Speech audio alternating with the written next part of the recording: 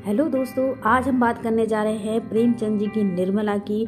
और प्रेमचंद जैसा कि आप लोग जानते हैं कि कहानी के असीम जादूगर थे और उनकी कविताएं, उनकी कहानियां जग में फेमस है। तो आइए चलिए हम निर्मला में आप सबके सामने अपनी आवाज़ में पढ़ने जा रही हूँ। दोस्तों आई होप आपको ज़रूर ज़रूर ज़रूर पसंद आएगी। तो चलिए हम सुनते हैं निर्मला। वैसे तो बाबू उदय भानुलाल के परिवार में 300 ही लोग रहते थे। कुछ चचेरा भाई था, कोई फुफेरा और कोई भांजा, कोई भतीजा। यहाँ हम इन सब से कोई लेना देना नहीं, इन सब की कोई बात नहीं करते हैं।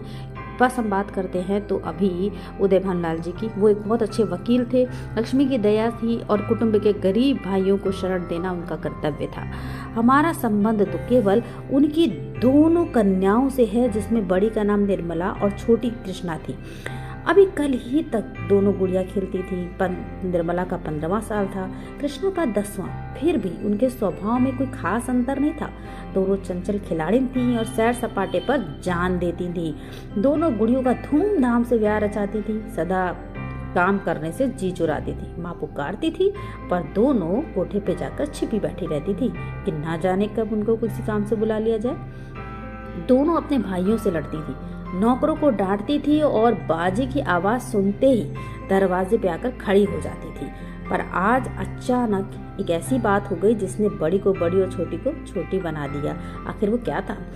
कृष्णा वही है, पर निर्मला बड़ी गंभीर, एकांत प्रिय और लज्जाशील हो गई है। इधर महीनों से बाबू उदय भानुलाल जी निर्मला के विवाह की बातचीत कर रहे थे। आज उनकी मेहनत रंग लाई। बाबू भालचंद्र सिन्हा के बड़े साहबजादे भुवन मोहन सिन्हा से बात पक्की हो गई है।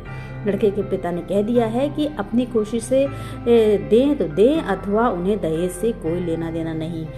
हाँ, बारात में जो लोग आएंगे उनकी खातिरदारी अच्छी होनी चाहिए, जैसे उनकी और उदय भानुलाल जी की जगहसाई ना हो। बाबू उदय लाल भानु जी थे तो वकील, पर जोड़ना नहीं जानते थे। दहेज उनके सामने बहुत बड़ी समस्या थी।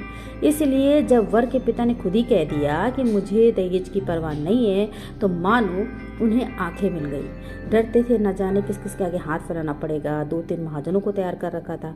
उनका अंदाजा था कि हाथ रोकने पर भी 20,000 से कम तो खर्च होगा नहीं। पर यह बात सुनते ही वो खुशी के मारे फूले न समाये। इसी खबर ने भोली भाली बच्ची को मुंह ढांप कर एक कोने में बैठा दिया। उसके दिल में एक अनजानी शंका समा गई। रोम रोम में अनचाहे डर ने घर कर लिया।